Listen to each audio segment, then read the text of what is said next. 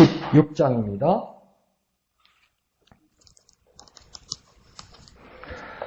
사무엘하 16장 첫 절 1절에서 마지막 23절까지 우리 천천히 하염성으로 읽겠습니다. 시작. 다윗이 마르톡을 조금 지나니 무비보셋의 종 시바가 안장 지운 두 나귀의 떡 200개와 건포도 100송이와 여름과일 100개와 포도주 한 가죽 부대를 싣고 다윗을 맞는지라. 왕이 시바에게 이르되 네가 무슨 뜻으로 이것을 가져왔느냐 하니 시바가 이르되 나귀는 왕의 가족들이 타게 하고 떡과 과일은 청년들이 먹게 하고 포도주는 들에서 피곤한 자들에게 마시게 하려 함이니이다. 왕이 이르되 네 주인의 아들이 어디 있느냐 하니 시바가 왕께 아뢰되 예루살렘에 있는데 그가 말하기를 이스라엘 족속이 오늘 내 아버지의 나라를 내게 돌리리라 하나이다 하는지라. 왕이 시바에게 이르되 무비보셋에게 있는 것이 다 네 것이라 하니라. 시바가 이르되 내가 절하나이다. 내 주 왕이여 내가 왕 앞에서 은혜를 입게 하옵소서 하니라.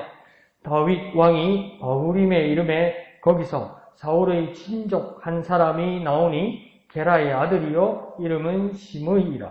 그가 나오면서 계속하여 저주하고 또 다윗과 다윗 왕의 모든 신하들을 향하여 돌을 던지니 그때의 모든 백성과 용사들은 다 왕의 좌우에 있었더라. 시므이가 저주하는 가운데 이와 같이 말하니라. 피를 흘린 자여 사악한 자여 가거라 가거라. 사울의 족속의 모든 피를 여호와께서 네게로 돌리셨도다.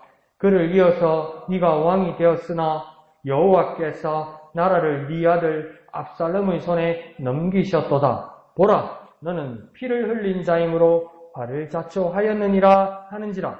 스루야의 아들 아비새가 왕께 여짜오되 이 죽은 개가 어찌 내 주 왕을 저주하리이까? 정하건대 내가 건너가서 그의 머리를 베게 하소서 하니 왕이 이르되 스루야의 아들들아 내가 너희와 무슨 상관이 있느냐? 그가 저주하는 것은 여호와께서 그에게 다윗을 저주하라 하심이니 네가 어찌 그리하였느냐 할 자가 누구겠느냐 하고 또 다윗이 아비새와 모든 신하들에게 이르되 내 몸에서 난 아들도 내 생명을 해하려 하거든.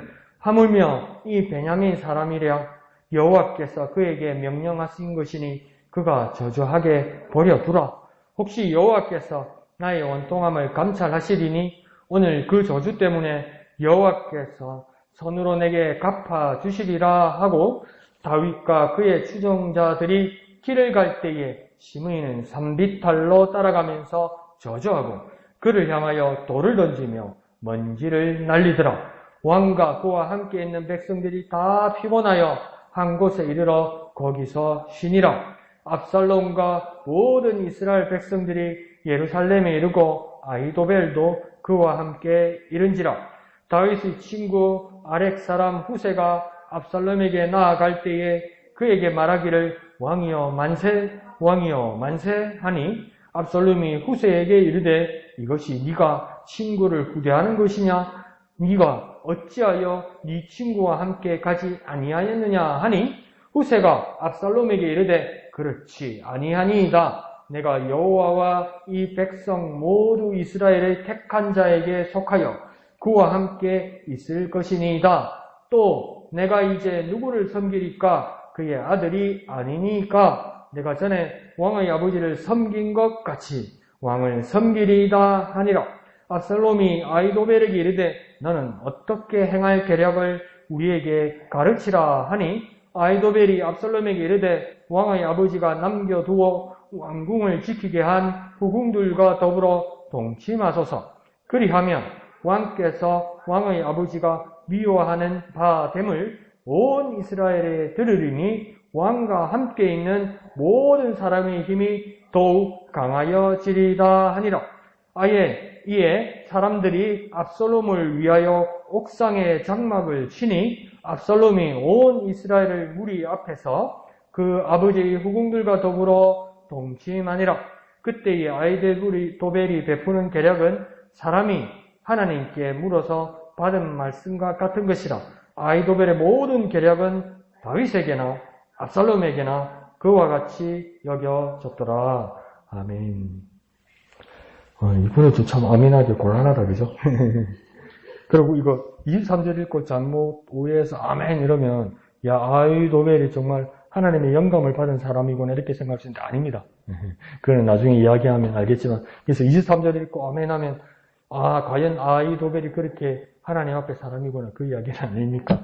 예, 나중에 이야기하고 22절, 21절은 정말 민망한 상황이 또 있었던 것 같습니다. 자, 이 내용은 뭐냐면 이제 다윗은 압살롬의 그 구테타 반란군에 밀려서 원래 왕이었는데 이렇게 패주하게 됩니다. 목사님께서 수요일 말씀하신 것처럼 다윗이 예루살렘 성에서 버틸 수 있었을 것만 같은데 이렇게 피하는 건 뭐냐면 주위에 있는 이 나라들이 내분이 일어나면서 반대파 사람들, 이스라엘 백성들이 피해를 당할 것 같기도 하고 차마 아들에게 칼을 대지도 못하는 것 같기도 하고 그래서 다윗이 문제 자리를 피하는 것일 수도 있습니다. 그래서 원래 이 예루살렘 성이 여부수 사람의 땅이었잖아요. 그래서 여부수 사람들이 엄청 자신만만해 했잖아요.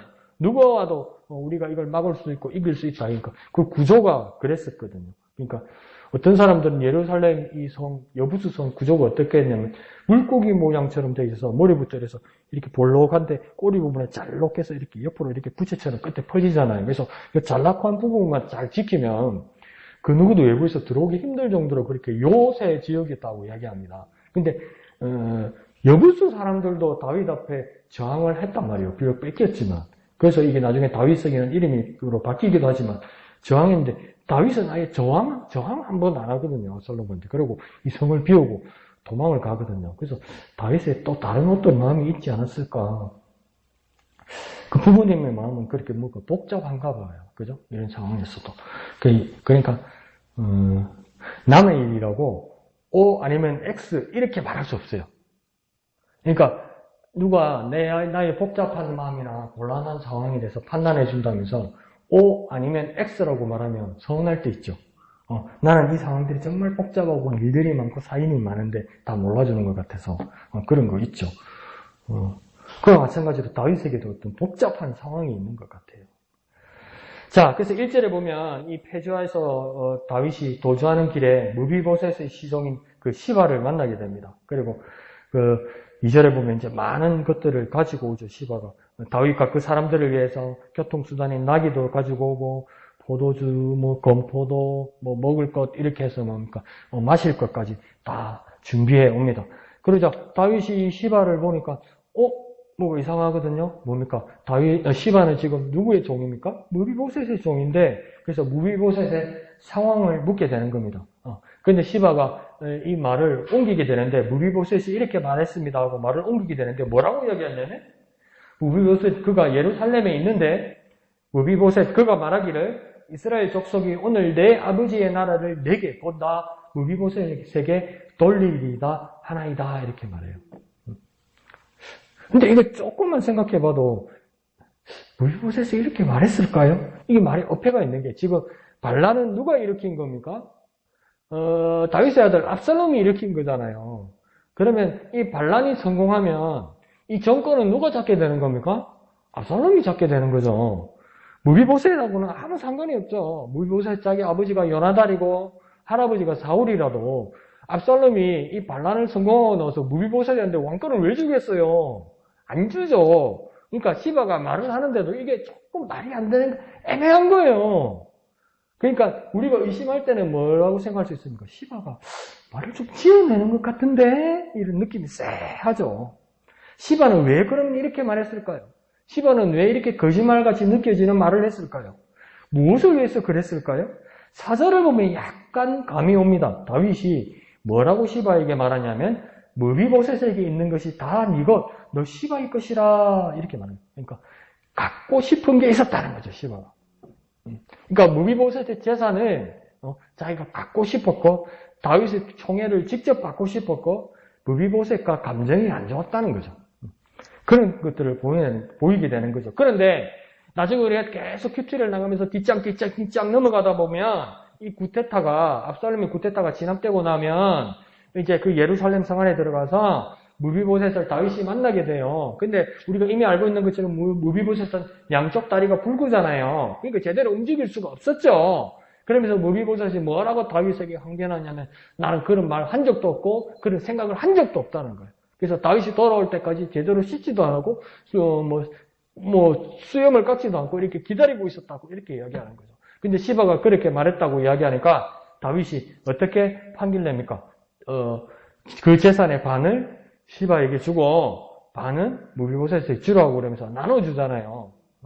근데 무비보셋이 뭐라고 대답하냐면 재산 그런 거 필요 없습니다. 예, 다 주십시오. 그냥 이렇게 해버려요. 그러면 다윗은 왜 재산을 반은 시바에게 주고 반은 무비보셋에게 주라고 했을까요? 다윗이 생각할 때는 누가 참말을 하는지 잘 모르겠다 이 말입니다. 잘 모르겠다는 말이에요.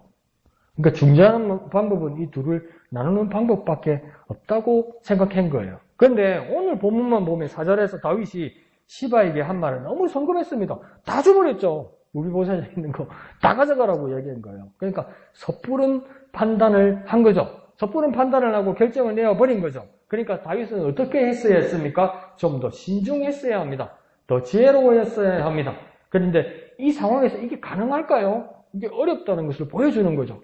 마음이 급하고 상황이 한 사람 이야기밖에 들을 수밖에 없으니까 그 사람 편을 들 수밖에 없었다는 겁니다. 우리에게 어떤 위급한 상황이 오거나 한 사람만의 이야기를 들을 수 있는 상황이 밖에 되지 않으면 그 사람 말을 들을 수밖에 없습니다. 그 말이 진실이라고 들을 수밖에 없습니다. 왜? 우리는 사람이니까 다 알 수가 없는 거죠. 그러면 이런 상황이 어떻게 대처해야 될까요? 좀 더 기도하고 하나님께 여쭙고 하나님의 판단과 지시를 기다려야 했습니다. 누가 뭐라고 해도 이것은 다윗 언행은 오판과 실수였습니다. 그러면 그게 쉽나요? 어렵죠. 근데 그럼에도 세상 사람들도 사회 사람들도 그러잖아요. 급할 때 뭐라고 합니까? 우리 어른들도 둘러가라고 이야기하잖아요. 그러고 또 우리도 뭐라고 듣습니까? 그게 쉽게 안 되지만 좀 신중하라고 이야기하잖아요. 둘러가고 신중하라고 이야기하는 거 보니까 우리 한 가지만 찾아봅시다. 조금 천천히 하라는 겁니다. 조금 천천히 하라는 겁니다. 조금. 급하게 하지 말라는 겁니다. 어렵죠. 그런데 그걸 우리가 하려고 노력은 해야 될 것 같습니다. 이런 다급한 상황, 우리에게도 이런 다급한 상황과 또 우리에게 거짓말하는 사람들 앞에서 우리는 속지 않고 또 엉뚱한 판단을 하지 않고 또 맹종하지 않고 지혜롭기 위해서는 뭘 해야 될까요? 앞에서 말한 것처럼 시간을 들여야 되고 좀 천천히 해야 되고 서두르지 말아야 합니다. 그리고 우리는 또 무엇을 해야 될까요? 하나님의 말씀과 기도로 거룩해지고 지혜로워야 합니다. 그러니까 뭔가 말씀과 기도로 거룩하고 지혜로워야 합니다. 한번 해볼까요? 말씀과 기도로 거룩하고 지혜로워야 합니다. 말씀과 기도로 거룩하고 지혜로워야 합니다. 지혜로워야 합니다. 이렇게 하는 거 보니까 우리의 삶에서 쉽지 않은 건 맞습니다. 쉽지 않은 건 맞아요. 쏘기려고 드는데 어떻게 우리가 안 쏘겠어요. 쏘을 수 있죠. 그렇지만 더 우리가 애를 써야 되는 것은 하나님의 말씀과 기도로 거룩하고 지혜로워야 되고 조금만 천천히 조금만 더 생각하고 그렇게 해야만 할 것 같습니다. 자, 그러면서 5절에는 이제 피난 도중에 또 다른 사람을 다윗이 만나게 됩니다. 시므이라는 사람을 만나게 됩니다. 이 사람 출신이 나오죠, 그죠? 베냐민 지파이고 베냐민 지파라는 것에서 더 구체적으로 말하기 위해서 사울의 족속이라고 이야기합니다. 그러니까 뭡니까? 이전에 죽었던 사울 왕 가족, 이전에 왕가였던 사람이라고 이야기하는 겁니다. 근데 다윗이 왕이 된 후에는 이런 사람들 아무 소리 못했겠죠. 두려워서 숨어 있었겠죠. 살아있는 것만 해도 다행이라고 생각했겠죠. 그런데 서운하기도 하고 더 나쁘게 말하면 이를 갈고 있었겠죠. 원래 이게 내 세상이고 우리 가족들 세상인데 사울이 죽고 요나단이 죽고 나니까 남의 집안으로 넘어갔다고 정말 막 가슴에 칼을 품고 있었겠죠. 그런데 힘이 없으니까 아무 말 못했겠죠. 그런데 다윗이 쫓겨간단 말이에요. 다윗이 피난 간단 말이에요. 그러니까 이때가 기회라고 생각해서 6절에 어떻게 합니까? 돌을 던지고 저주의 말을 다윗에게 퍼붓습니다. 그러니까 이게 무서운 거예요. 그러니까 우리에게 친절하다고 해서 우리에게 지금 기주고 있다고 해서 그 사람이 여전히 영원히 나에게 친절하고 나의 아랫자리에 있을 거라고 생각하면 안 되는 거죠. 언젠가 내가 꺾이거나 언젠가 내가 불리할 때 내가 내게 거꾸로 달려들 사람도 있다는 거. 그걸 오늘 다윗에게도 보여주는 거죠. 그런데 돌을 던지며 저주의 말을 했는데 어떤 상황에서 했다고 이야기하냐면 백성과 용사가 있는 가운데 그랬다 이렇게 이야기하는 거예요. 백성이 있는 가운데 다윗에게 저주를 했다는 말은요.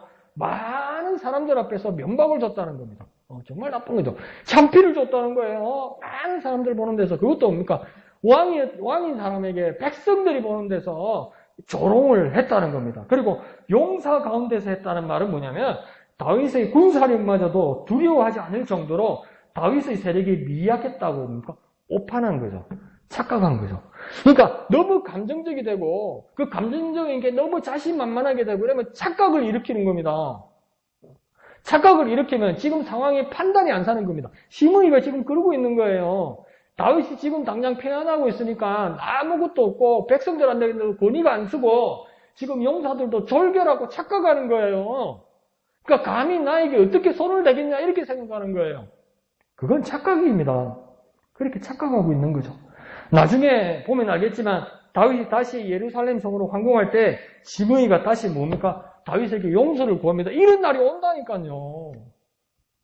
이런 날이 온다니까요. 또 빌어야 될 날이 온다니까요. 빌어야 될 날이 오는데 왜 지금 와서 이렇게 하고 있냐고요. 다윗이 그때는 용서를 해줍니다. 그런데 이 시므이의 결국은 나중에 솔로몬 왕 때 약속을 위반한 이유로 처형당합니다.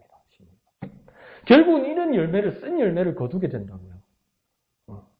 지금 그냥 쉽게 생각하면 기회주의자처럼 기회를 노리다가 남을 무시하게 되면 쓴 열매를 거두게 됩니다. 지금은 지위가 괜찮고 지금은 권위가 있는 그 사람에게 조아리고 잘하다가 조금만 이 사람이 꺾일 때 위로자가 되지 못하고 이 사람을 공박하는 자리에 가면 나중에는 그러니까 내가 쓴 열매를 거두게 된다는 걸 시므이를 통해서 정확하게 보입니다. 이게 정말 쉽게 또 말씀드려볼까요? 사람은 사람한테 잘해야 합니다. 사람은 사람한테 잘해야 돼요. 오늘 아침에 밖을 나오면서 지금 너무 정말 신기한 걸 봐가지고 저희 집 대문 앞에 이제 포장도로가 시멘트가 아니고 아스팔트, 검은색 아스팔트로 깔려진 지가 몇 년 됐어요. 그래서 내가 아직도 이게 미스테리예요, 미스테리. 이 집 앞에, 대문 앞에 길이 검은색이니까 다른 색깔에 뭐가 있으면 잘 보이잖아요. 색깔이 되면서. 그럼 우리 집 대문 앞에만 누가 소금을 뿌려놨어. 뭐 때문에 뿌린지를 모르겠어. 근데 우리 뒤에 집 뚫려버리고 우리 집 대문 앞에만. 그래서 처음에 내가 착각해서 비료를 뿌리다가 날라왔나? 근데 우리 집 대문에만 왜 날라왔지? 그러다가 내가 웃으면서 그렇게 생각했어요. 내가 도깨비인가 보다, 이 동네. 그러고 말았는데, 뿌린 사람 나름대로 자기 미신이 있고 믿음이 있고 이유가 있겠죠? 있다 치고. 근데요, 아무리 자기 믿음이 있고 자기 토속 신앙이 있어도 사람이 사람한테 그러면 안 되는 거예요. 자기를 위해서 사람이 사람한테 그렇게까지 하면 안 돼요. 내가 무슨 상관이요? 소금이 날라도 하나님의 사람이 내가 뭔 일이 있겠어?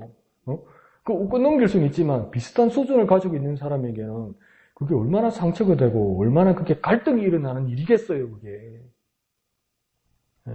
그러니까 오늘 시므이 모습을 보면서 어떻게 되냐면 사람이 사람한테 그러면 안 됩니다. 아무리 억한 심정이 있어도 사람이 사람한테 어느 이상 그렇게 하면 안 돼요. 그 시므이가 쓴 열매를 거두는데 최종의 쓴 열매는 죽음입니다. 그렇게 당해버린 거죠. 이 저주의 말이 다윗을 향하여 뭐라고 7절에 계속 연속해서 시므이가 말하냐면 피를 흘린 자여, 사악한 자여 이렇게 이야기합니다. 그러니까 피를 흘린 자라는 뜻은 뭡니까? 다윗 너는 살인자라고 이야기하는 거예요. 그리고 사악한 자라고 말하는 건 뭡니까? 성품이 애초에 태어나기를 나쁜 사람이라고 말하는 거예요. 정말 심한 말이죠, 이게. 그런데 상식적으로도 가만히 생각해 보세요. 다윗이 언제 지금 시므이 집안 사람들, 베냐민, 사울 집안 사람들, 사울, 요나단, 이스보셋, 무비보셋한테 다윗이 직접 손을 댄 적이 있나요? 없어요. 다윗 사람들 무비보셋 빼고 다 뭡니까? 다른 사람들한테 죽었어요. 사울과 요나단은 심지어 블레셋 사람에게 죽었어요. 이스보셋은 자기 신복에게 죽었어요. 자기 집안 사람한테 죽었어요. 무비보셋은 다윗이 우대해줬어요. 그리고 오히려 다윗은 도망다니면서 그 당시에 사울에게 살인죄를 짓지 말라고 눈물로 간청했었어요. 아무 일도 안 했었어요. 그런데 시므이는 어디서 와서 이런 판단과 전혀 근거 없는 말들을 하게 되는 겁니까? 첫 번째 원인은 뭐냐면 단지 자기 가족 편인 거예요. 단지 그냥 자기 편인 거예요. 자기 편 위에 나머지는 다 나쁜 거예요. 다. 나를 위해서 딱 내 편 요거 빼고는 나머지 전부 나쁜 거예요. 전부. 아주 자기들끼리 이기주의적인 모습을 나타내는 거죠. 그리고 뭡니까?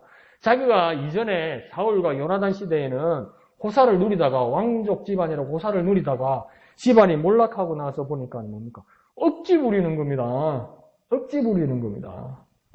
네가 우리 집안을 죽였다 망조가들이 무슨 죽이 손도 안 댔는데 자기들이 잘못해서 그 사람들 다 죽었는데 그런데요. 시므이가 이런 억지를 보는 걸 차분하게 우리 자신을 한번 돌아보면 우리가 자주 이런 실수를 합니다.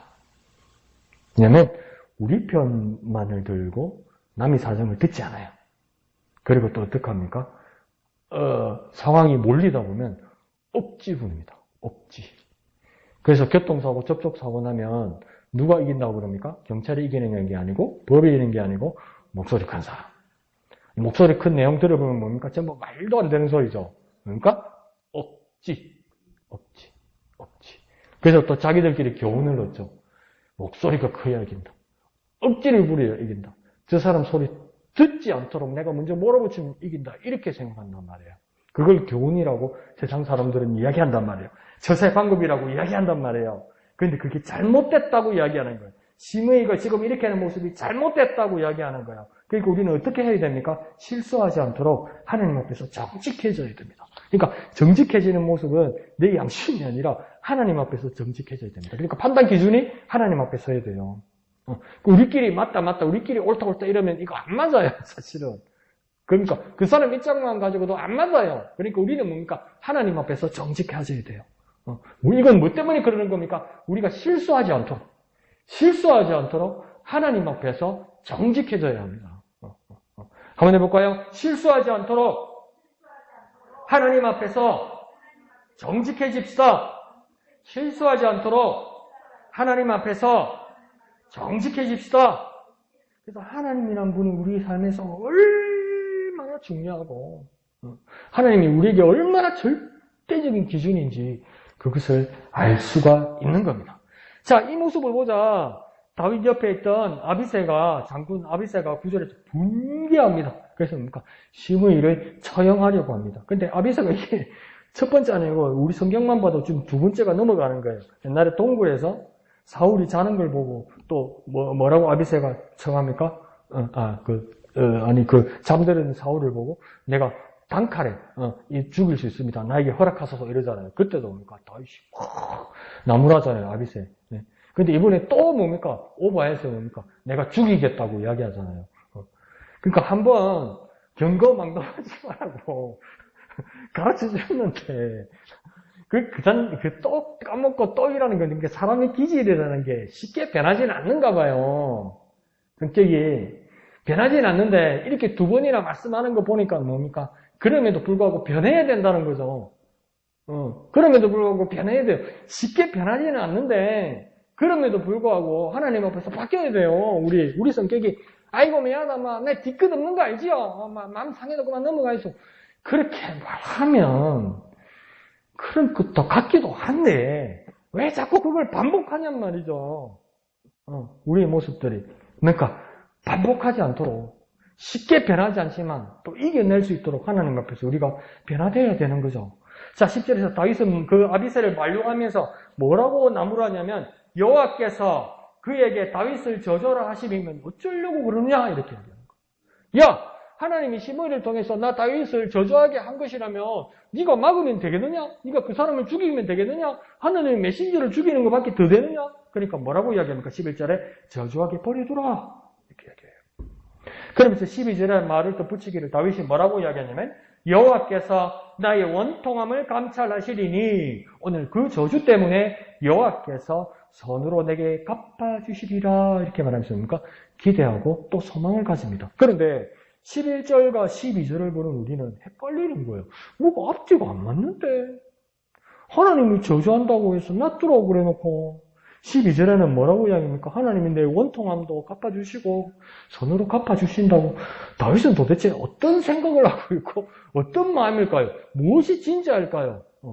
너무 신세가 급하고 너무 고통스러우니까 마음이 오락가락하는 걸까요? 11절의 말이 맞은 걸까요? 12절의 말이 맞는 걸까요? 우리도 전부 다 한번 나열해 볼까요? 그냥 전부 다윗이 뭐라 말했는지. 첫 번째는 뭡니까? 저주도.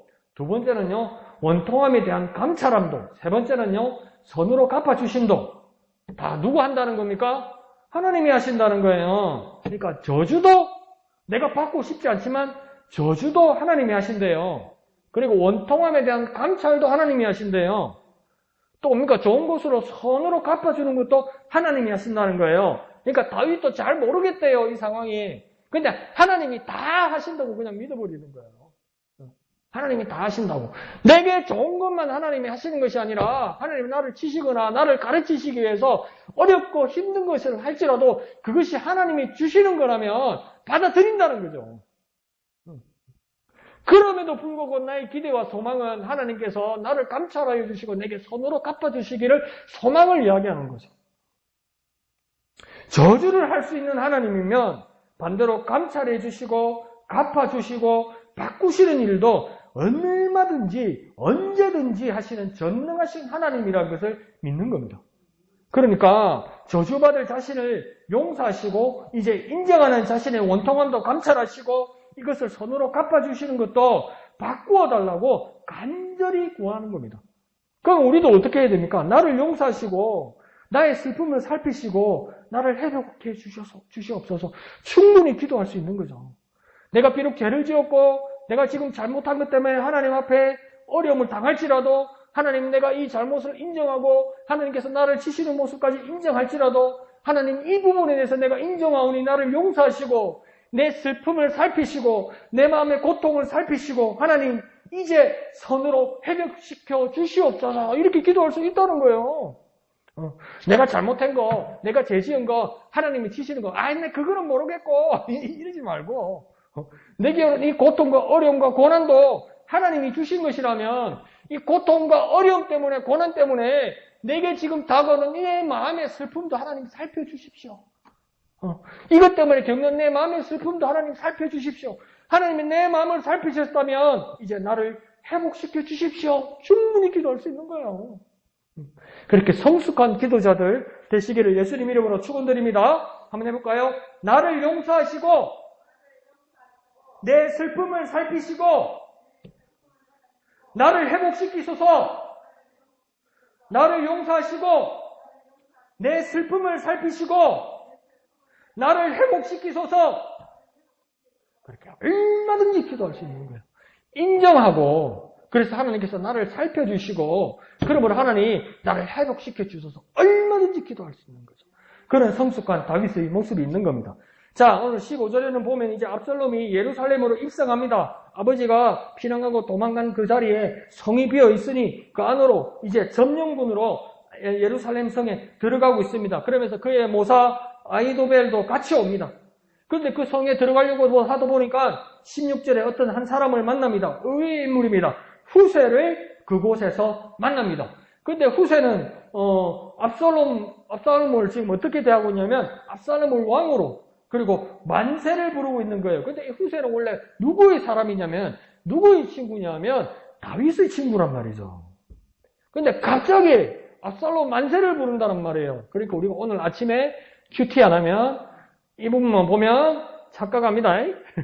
그때는 연속으로 해야 됩니다. 그러면 이것만 보면 우리가 뭐랍니까? 후세 이 배신자 또 이렇게 생각한다고요. 근데 오늘 아침에 큐티를 같이 했으면 어떻게 됩니까? 다윗이 약속하고 후세를 압살롬에게 보낸 거죠. 그래서 17절에 압살롬도 이상해서 의아해서 후세에게 묻습니다. 당신의 친구는 우리의 아버지인데 왜 나에게 왔냐고 묻죠. 그러자 후세는 19절에서 뭐라고 이야기합니까? 이제는 다윗의 시대에서 압살롬 왕의 시대가 되었으니 나는 이제 당신 압살롬을 왕으로 섬길 것입니다. 이렇게 이야기하는 거예요. 이건 진심입니까? 아니죠. 다윗과 후세 간에 약속한 거죠. 위장한 거죠. 쉽게 말해볼까요? 스파이로 들어간 거죠. 그러니까 앞에 보았듯이 다윗이 시바에게 쏘갔듯이 지금 압살롬도요 후세에게 쏘고 마는 겁니다. 다윗은 섣부른 판단으로 그랬고 지금 압살롬도 그렇게 성급한 면도 있지만 성급한 모습보다는 뭡니까? 더욱이 악한 마음 때문에 무지하게 되었다는 겁니다. 그러니까 악한 마음은 선을 바른 것으로 분별할 수 없는 겁니다. 더 쉽게 말해볼까요? 어리석은 것은 무지에서 오는 것이 아니고요. 악한 마음에서 오는 겁니다. 어리석은 건요. 몰라서 어리석은 게 아니에요. 오늘 보니까 뭡니까? 어리석은 것은 선하지 못한 것으로 분별하지 못하는 거예요. 더 쉽게 말해볼까요? 어리석은 것은 악한 마음에서 오는 거예요. 마음이 악해지면요. 다른 것을 판단할 수가 없는 거예요. 아무리 많이 배웠어도 아무리 많이 외웠어도 아무리 많이 보았어도 아무리 많이 공부했어도 내 의도가 내 마음이 악하면요. 어리석어져요. 사람이. 그래서 다른 세상에서는 뭐라고 이야기할까? 마음 공부해야 된다고 이야기하잖아요. 그 쉽게 말하면 뭡니까? 마음을 다스려야 된다는 거예요. 우리는 마음을 어떻게 다스릴까요? 하나님 말씀으로 선한 마음이 돼야 돼요. 그런 마음 공부하는 사람이 돼야 돼요. 마음을 다스리는 사람이 돼야 돼요. 그러니까 어리석음은 어디에서 온 겁니까? 악한 의도에서 나온 겁니다. 그럼 우리는 어떻게 해서 지혜로울 수 있습니까? 선한 마음으로 지혜로워지는 겁니다. 더 쉽게 말하면 흥부전에서 나오는 것처럼 뭡니까? 마음볼을 똑바로 써야 됩니다. 마음볼을 똑바로 써야 어리석어지지 않습니다. 마음볼을 똑바로 써요. 너무 보십시오. 마음볼을 똑바로 안 쓰니까 뭡니까? 패망망신하잖아요. 아무리 욕심 부리고 더 가지려고 해도 쫄딱 망하잖아요. 그거 어디서 온 겁니까? 악한 마음에서 온 거예요. 악한 마음에서. 그러니까 악한 마음은 사람을 어리석게 하는 거죠. 한번 해볼까요? 어리석음은 악한 의도에서 나옵니다. 선한 마음으로 지혜로워야 합니다. 어리석음은 악한 의도에서 나옵니다. 선한 마음으로 지혜로워야 합니다. 선한 마음, 선한 의도가 있어야 지혜로워지는 거예요. 근데 우리 선함은 어디서 찾습니까? 오직 하나님의 말씀 앞에서 찾게 되는 거죠. 자, 그러자 이제 압살롬은 20절에 아히도벨에게 계략을 구합니다.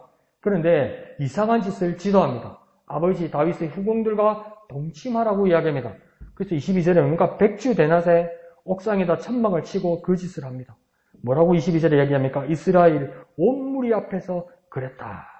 이 말은요, 이스라엘 사람들이 그것을 다 구경했다는 겁니다. 이게 무슨 짓입니까? 사람이 이상해요. 싸움 구경 재밌게 보고요. 왜 저렇게 싸우나? 어머, 왜 저렇게 싸우나? 그러면서 싸움 구경하고, 강 건너 불 구경하고. 그런 거 있어요. 제가 여러 번 말씀드렸잖아요. 어느 날, 거지 아빠 아들이 구걸을 하러 다니다가, 그날은, 그 동네 사람들이 다 박대를 해서 밥 한 끼 못 얻어먹었어요. 그래서 밤에 처량하게 이제 강둑에 이렇게 떡 앉아 있는데, 비는 부슬부슬 내리고 막 추워서 아버지하고 아들 거지하고 벌벌벌벌 떨고 있는데, 강 건너 보니까 불이 났어요, 불이.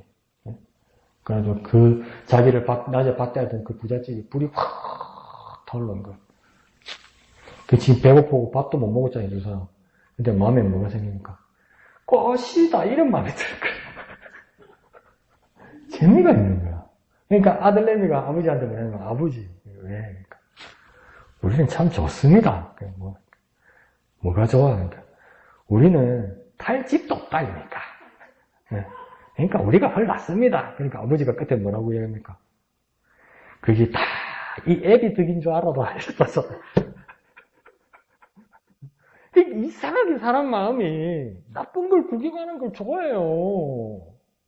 이게 나쁘다는 걸 알면서 백성들도 이거 뭡니까? 엄마야 이러면서 이게 다 봤을 거란 말이에요. 손가락 다 펴가지고. 이게 무슨 짓이냐는 거예요. 그러니까 우리는 이것을 통해서 무엇을 배워야 되냐면 세상이 그러니까 우리 그리스도인도 이제 그래도 된다고 생각하는 거 정말 참담한 겁니다. 세상이 다 그러니까 괜찮다고 우리 그리스도인도 괜찮다고 생각하면 절대 안 되는 겁니다. 더 쉽게 말해볼까요? 세상은 그래도 우리는 그러면 안 되는 겁니다. 아니 세상이 그러니까 뭐 어쩔 수 있겠어. 아니요. 세상은 그래도 우리는 그러면 안 되는 겁니다. 다 그러는데 그러면서 이렇게 시킨 거예요. 압살롬한테도. 그러니까 백성들도 구경하니까 압살롬이 어떻게 생겼습니까? 괜찮은 거 뭐?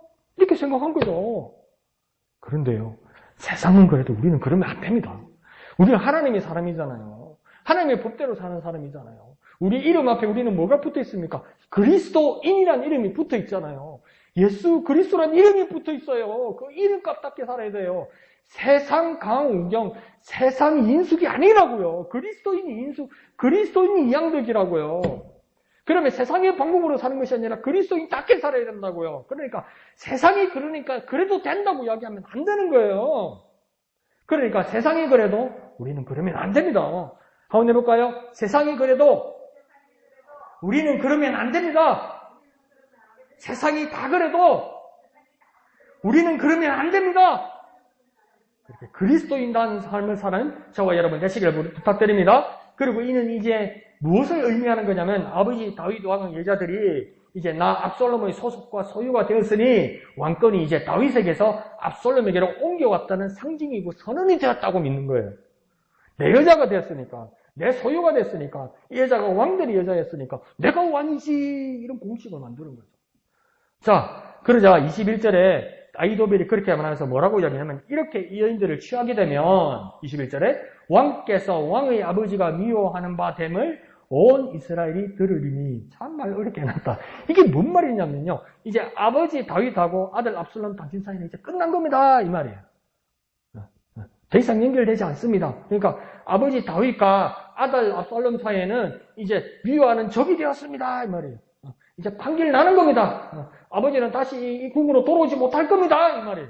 적이니까 이렇게 말하는 거죠. 그리고 이걸 누구에게 안심을 주게 되는 거냐면 압살롬을 따라온 반란군들이 더 이상 다윗과 화해할 것을 같은 그 염려를 안 해도 된다는 겁니다. 나중에 이렇게 싸우다가 민기증거리다가 막 화해하자 협상하자 이래가지고 다윗이 또 돌아오고 압살롬과 친하게 아버지와 아들이 친하게 되면 뭡니까? 이 반란군들 잘못하면 내 죽을 거 아닌가? 이런 두려움이 있다는 거예요. 그런데 뭡니까? 이제 적이 되었으니 그런 두려움을 가지지 않아도 된다는 것이죠. 그걸 아히도벨이 계략을 세웠다는 거예요. 자, 그런데 이 아히도벨이라는 사람은 왜 이렇게까지 하는 걸까요? 아히도벨은 도대체 어디서 나타난 사람일까요?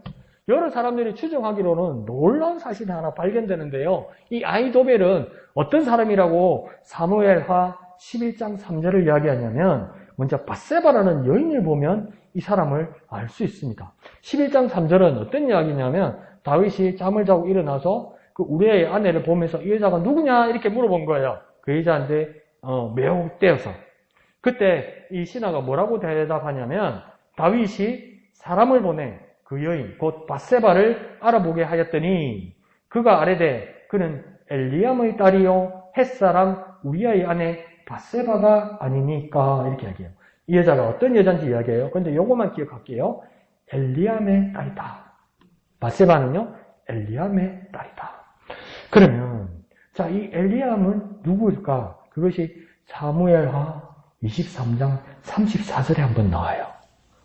밧세바의 아버지, 그러니까 엘리암은 밧세바의 아버지죠, 그죠? 엘리암의 딸이 지금 밧세바란 말이에요. 그러면 이 밧세바의 아버지 엘리암이 누구의 아들인지가 나옵니다. 이게 23장 34절에 나오는데요. 한번 읽어드릴게요. 마아가 사람의 손자 아이스베의 아들 엘리벨렛과 길로 사람 아히도벨의 아들 엘리암. 자, 누구의 아들요? 아히도벨의 아들 엘리암. 자, 엘리암이 누구의 아버지라고요? 밧세바의 아버지예요. 근데 이 아히도벨은 누구의 아버지라고요? 엘리암의 아버지라고요. 그러면 아히도벨은 누구입니까? 밧세바의 할아버지입니다. 아히도벨은 밧세바의 할아버지였어요. 그럼 아히도벨은 왜 압살롬 편이 되었을까요? 아히도벨은 그러면 알고 보면 가만히 있어도 괜찮은 자리를 차지할 수 있었어요. 왜요? 밧세바가 우리의 아내이기도 했지만 우리아는 죽고 지금 이제 밧세바는 누구의 아내가 되었습니까? 다윗의 아내가 되었잖아요. 그러면 그러니까 왕의 처가댁의 할아버지란 말이에요. 장인의 아버지란 말이에요. 지금 다윗 장인의 아버지예요. 아히도벨이. 그런데 아히도벨의 입장에서는 내게 손주 사위가 다윗이기 이전에 자기의 손주 사위는 누구입니까? 우리아란 말이에요. 근데 우리아가 어떡합니까? 억울하게 죽었잖아요. 그 억울한 죽음을 아히도벨의 입장에서는 잊을 수가 없었다는 겁니다. 이런 비인간적인 처세에 대해서 아히도벨은 자기 판단에 용서할 수가 없었다는 겁니다. 그래서 그러니까 이 복수를 위해서 압살롬 편에 섰던 거죠. 그래서 이 비극을 결국 불러오게 되는 겁니다. 이게 끊어지지 않는 거예요. 이 하룻밤의 큰 실수가 이게 몇 년째 끊어지지 않고 수많은 연결고리들에 의해서 다윗이 공격을 받게 되는 거예요.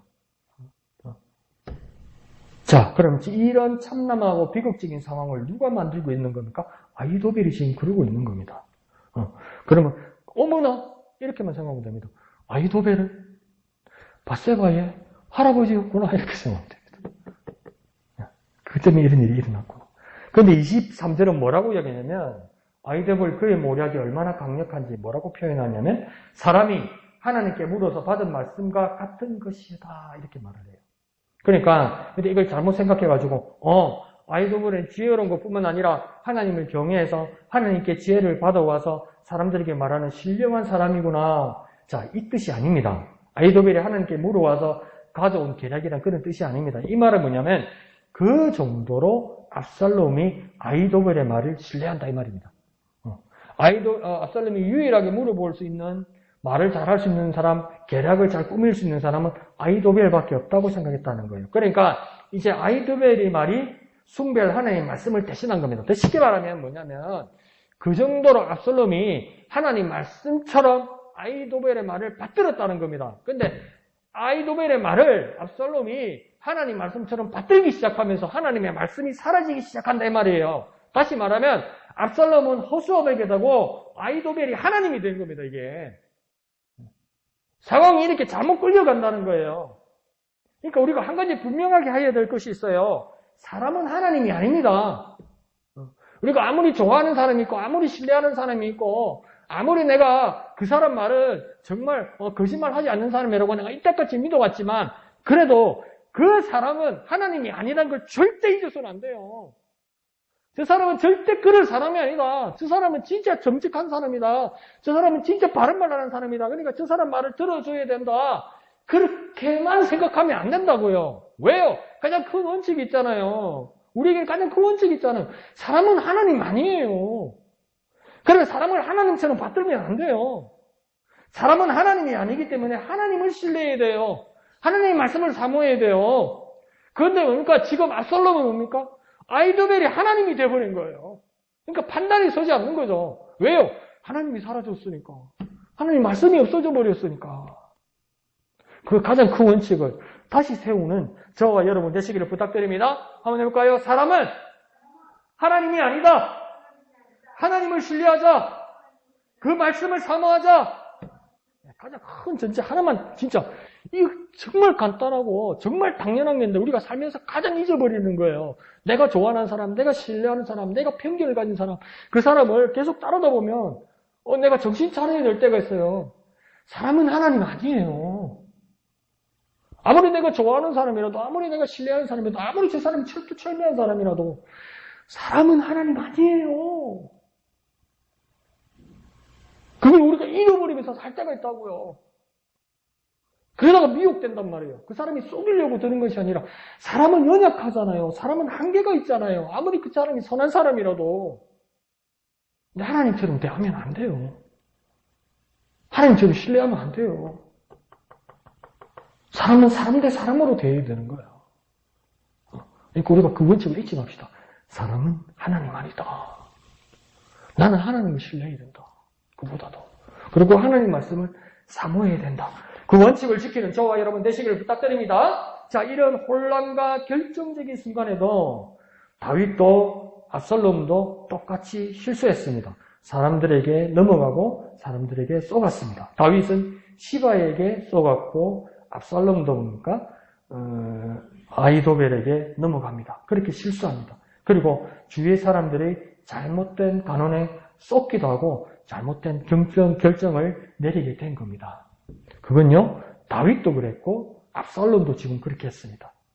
그런데요, 두 사람 중에 다윗은 나중에 살아남아요. 어떻게 다윗은 살아남았을까요? 그 고백을 우리는 보았죠, 그죠? 11절과 12절에서 다윗은 뭐라고 고백했습니까? 하나님은 저주도 하시지만 하나님은 내 원통함도 들으시고 나를 선으로 갚아주신다. 누가요? 하나님이 그런다는 거예요. 사람이 아니고 하나님이 그러신다는 거예요. 더 심플하게 생각합시다. 사람이 아니고 하나님이 그러하신다. 우리의 믿음은요, 사람이 아니고 하나님이 그러신다. 그 하나님, 심판하시는 하나님이 또 은혜 베푸시는 하나님을 믿었다는 겁니다. 심판하시는 분, 은혜를 베푸시는 분이 누구라고요? 사람이 아니고 하나님이라는 겁니다. 그럼 더 쉽게 해볼까요? 고진감래다. 내가 고생하다 보면 좋은 날 올 거다. 그렇게만 생각하면 안 되고요. 오늘은 그걸 배우는 게 아니에요. 다윗이 고생하다가 다시 회복됐다. 할렐루야. 그것보다도 더 중요한 게 있어요. 뭡니까? 가장 중요한 말은 사람이 아니고 하나님이다. 우리의 믿음은요, 사람이 아니고 하나님이다. 그거예요. 고생하다가 회복된다. 그 이야기보다도 더 중요한 것은 사람이 아니고 하나님이다. 그 믿음을 지키는 저와 여러분 되시기를 부탁드립니다. 그 원칙을 지키는 저와 여러분 되시기를 예수님 이름으로 축복드립니다. 한번 해볼까요? 사람이 아니고 하나님이다. 사람이 아니고 하나님이다. 그 하나님을 붙드는 저와 여러분 되시기를 부탁드립니다. 그 믿음을 지키는 저와 여러분 되시기를 부탁드립니다. 다 같이 찬송하신 후에 기도하도록 하겠습니다.